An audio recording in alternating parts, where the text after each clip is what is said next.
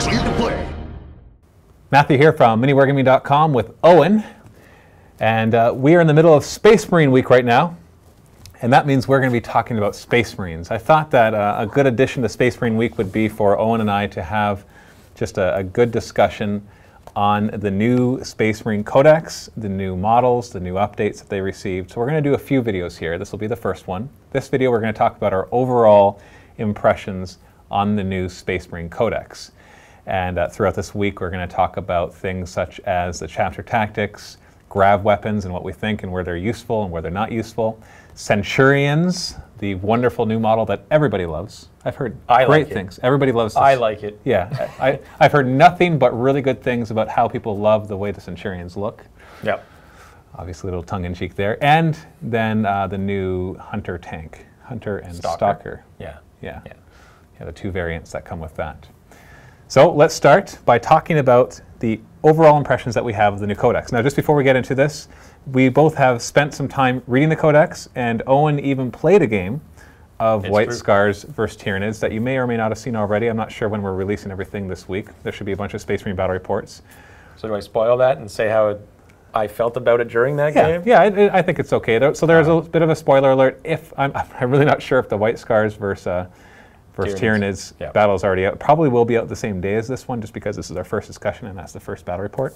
Yeah. But we'll see. So yes, spoilers are allowed. Be aware that we might talk about the outcome of a game of 40K. Yeah, exactly. So I'm going to turn the time to Owen just for at first. What are your first impressions of the new Space Marine Codex? It's more or less the same, but it's better in almost every regard as well.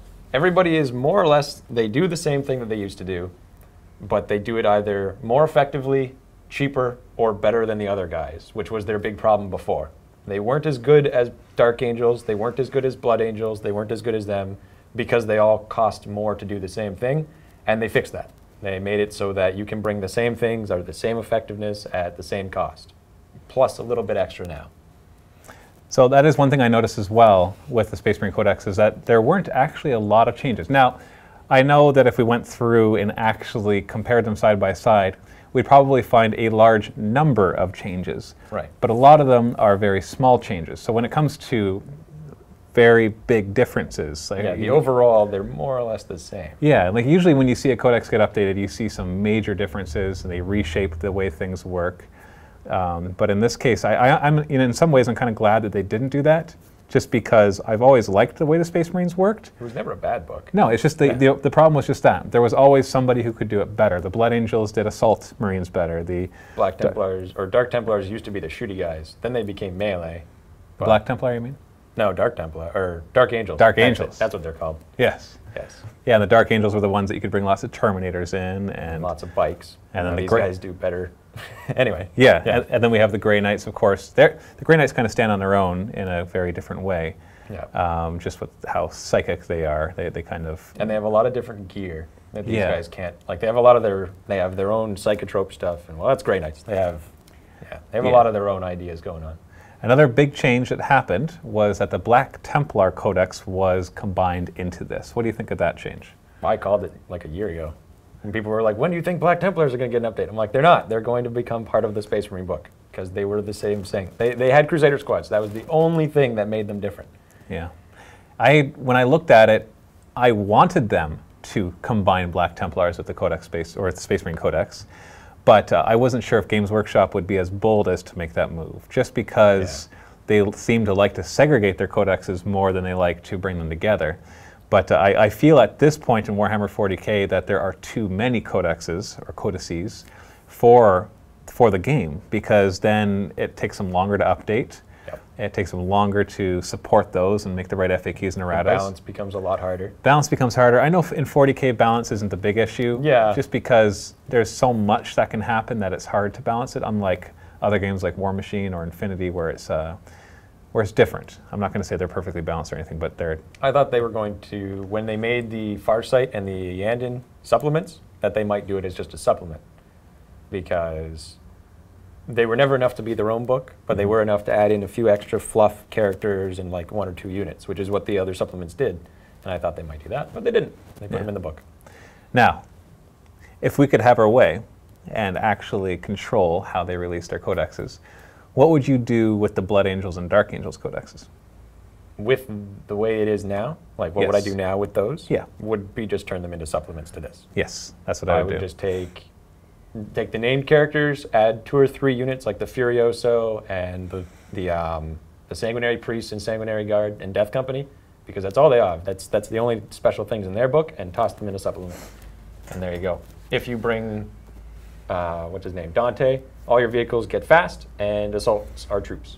Yeah, and they do that. They do that a lot in here. They have the HQs that if you bring this, bikes are troop choices. If you bring this, this becomes troop choices.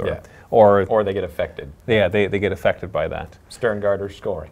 Yeah, like that. I had actually rather hoped that they would, this was a long shot, but I would hope that the Dark Angels and Blood Angels would have been rolled into this codex at the same time. Yeah. Just for sake of... Dark Angels are way too new, though. Yeah, I know. I knew that they wouldn't. The Black Templar, they hadn't updated for a while. Yeah. They seemed to be the most vanilla out of all those special chapters, so it made sense, although I doubted they would do it because they just don't seem to do that.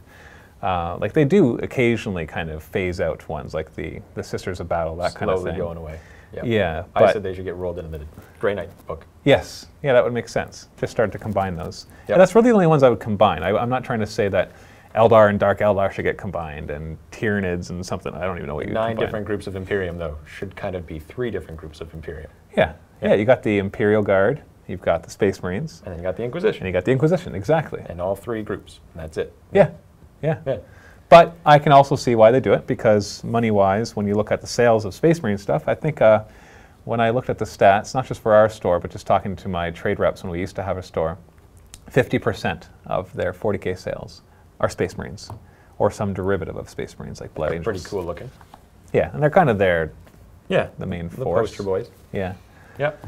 So I have to say I'm happy to see the Black Templar in there. Wish the Blood Angels and Dark Angels would join them. I know that some people disagree, because a lot of people, when they heard the Black Templar were getting rolled in there, were really angry. I'm not quite sure why, because it just means that you get more support for your army.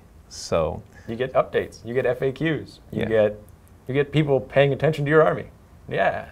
Yeah, exactly. Yeah, you don't have to wait forever for an update. And you don't have to be that guy who shows up with the army that's 10 years out of date, and everyone just goes. Yeah, exactly. And then they get access to other units too. Yeah.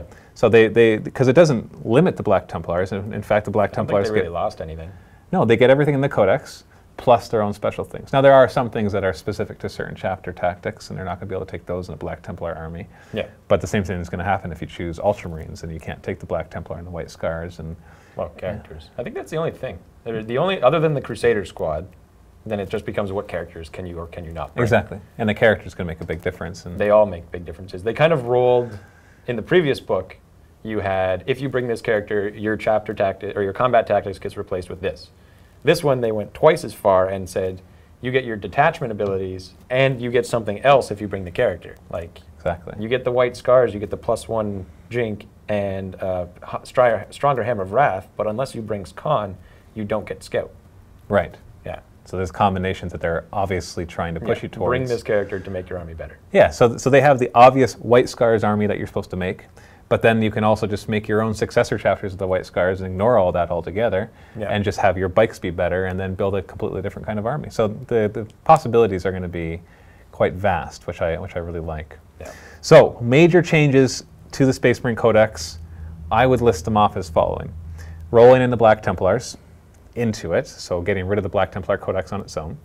Adding the chapter tactics, so that, and we'll talk about chapter tactics in our next video. Adding in the new weapon type, grav weapons. So that was interesting. We'll talk about that in another video. And not that I don't like grav weapons, I just think it was an interesting choice of a way to make things feel different. Give them a new gun. Yeah, yeah. That kind of does something funky. And something kind of an right idea. Out of fantasy. Yeah, borrowed right out of fantasy. The lore of metal, right? Yeah. And like then, of course, we've got edition. our 2 new units, the Centurions, everybody's favorite model to hate, and the new tank as well. So they have a new anti-aircraft. And then I guess you had said that they didn't have the Storm Raven in their codex before. Yeah. And now they do. Pretty sure that they didn't have it. Unless it got FAQ'd, because I was not paying attention to the Space Marine FAQ, because it's vanilla. Yeah. Who plays vanilla? Yeah, who checks that FAQ anyways?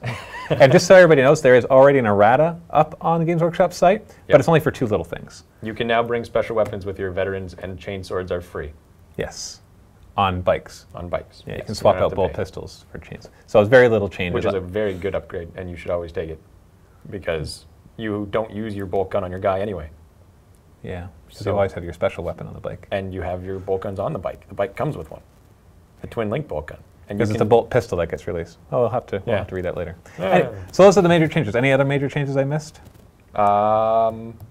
Landspeeder Storms got switched to dedicated transport from fast attack, Oh, yeah. which is a big difference, because I was talking to Dave about an amazing Because you can bring a lot of them. 15 Landspeeder army. And it also doesn't choke up the ability for you to bring your flyers. Yeah. Because you got your Storm Talons, which are fast attacks. Well, I guess I'll say it here. It's a Landspeeder Storm with a full group of scouts is 100 points, and that's one troop. All right. So you can bring 6 of those, and then you bring 9 Landspeeders as fast attacks. And then you play as... Yeah, three squadrons of 3. Yeah, and then you bring the Raven Guard, so they all have scout, and they all have stealth. Turn 1, you're 24 inches across the board with 50 guys. Yeah, that's what I was thinking about. It's a bunch of scouts, so not quite as strong as some other things. Scouts with shotguns, and they can move 12 and still shoot double shots from their shotguns. Yeah, and then of course the land speeders can be... Meltas. Exactly, lots of And meltas. they have those big blind grenades now. Yeah. Yeah, so some interesting combinations that we're going to have to try out. Yep, you'll see them all soon, because I plan on using them all. Yes, well, I don't know how you're going to find that many land speeders. Oh, I found some. We've got at least 12 so far. The issue is We do? scouts. Oh, wow. I gotta find the scouts. Yeah, that's true. Who collects scouts? Nobody has We will scouts. be in the MiniWarGaming chapter. We'll definitely be having lots of scout squads. Cool. That'll be a whole other video. Okay, Yeah, anyways, so that is our overall impressions. So I guess, okay, not that this will have any relevance to anything, but if you were to rate it from 1 to 10, 10 being the best, 1 being the worst. Against the other codexes, or as Well, okay, an overall change? Let's look at your Tau Codex first. You love Tau. What kind of rating would you give the Tau Codex with the new updates that it received? Between 1 and 10. It got far better, so probably like an 8 or a 9. 8 or a 9, okay. It got way better than it used to be. Okay, what about the Space Marine one then? It's still more or less the same. I mean, they did But fix what was a it lot of before things. Yeah, what was it before then? It was not very good. So I mean, compared to before, it's probably gone up like 6 or 7. I would say it's a 6 or 7 out of 10. If we have to say numbers, Just arbitrary numbers don't make here. sense to me. No, they don't really mean It's anything. good. Yeah. There. I- That's the rating I'll give it. It'll be a The rating I will give it out of 1 to 10 is I now want to collect Space Marines.